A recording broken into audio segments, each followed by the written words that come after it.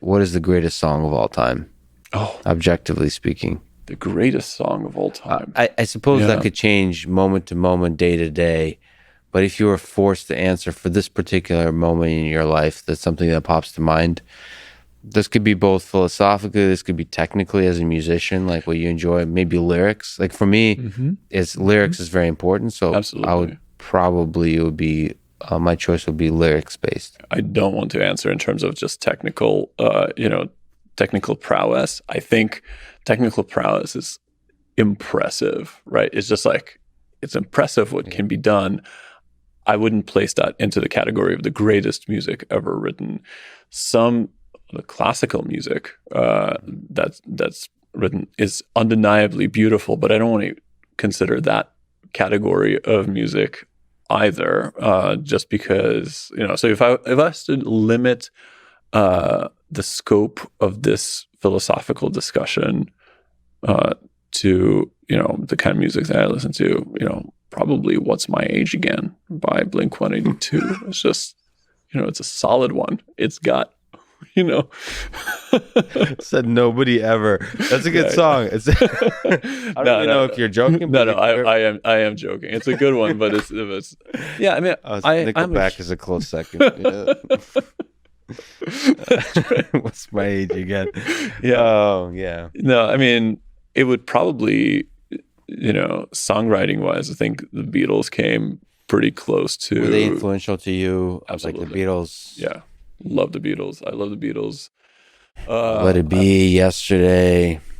Yeah. I think Strawberry Fields Forever is one of, what one of my favorite Beatles songs is? It's, In My Life, right? That song, it's hard to imagine how whatever a 24-year-old who wrote that. It is one of the most introspective pieces of music ever. I'm a huge Pink Floyd fan. And so I think, if you were to, you can sort of look at the entire Dark Side of the Moon album as, getting pretty close up there to the pinnacle of what, can be created. So, Time's a great song. Yeah. It's a great song. There's just the entirety of just the instruments, the lyrics, the feeling created by a song. Like Pink Floyd can create feelings, the entire experience. I mean, you have that with The Wall of just transporting you into another place. Songs not many songs could do that as well. Not many artists can do that as well as Pink Floyd did.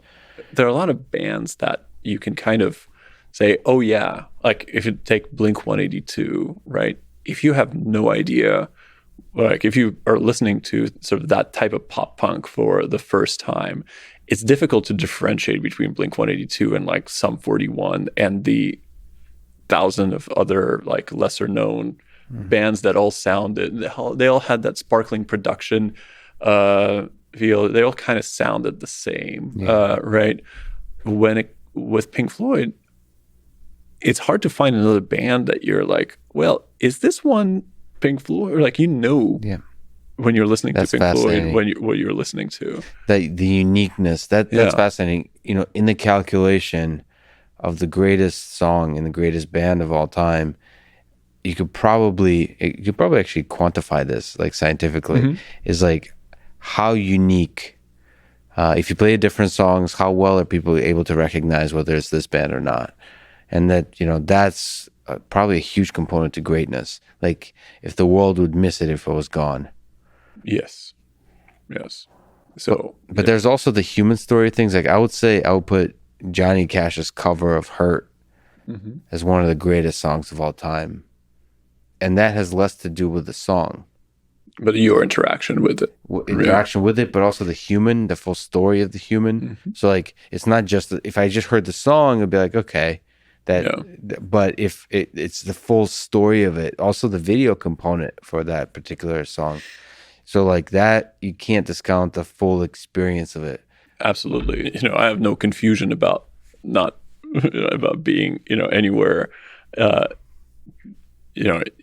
in that league. But I just like, I sometimes think about, music that is being produced today feels oftentimes it feels like kind of clothes, like clothes that you buy at like H&M and you wear it 3 times before they rip and you throw away. So like so much of it is not bad. It's just kind of forgettable, right? Like the fact that we're talking about Pink Floyd in 2021 is in itself an interesting question. Why are we talking about Pink Floyd?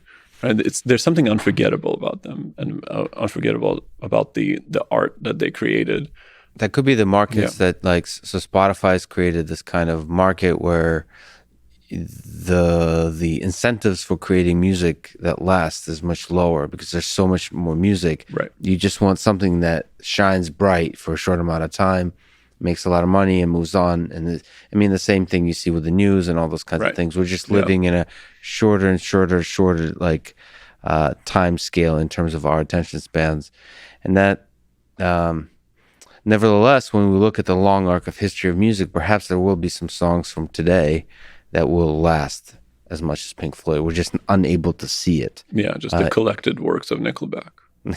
Exactly. You never know. You never know. Justin Bieber, it could have. It could be a contender. I've recently started listening to Justin Bieber just to understand what people are talking about, and I'll just keep my comments to myself on that one.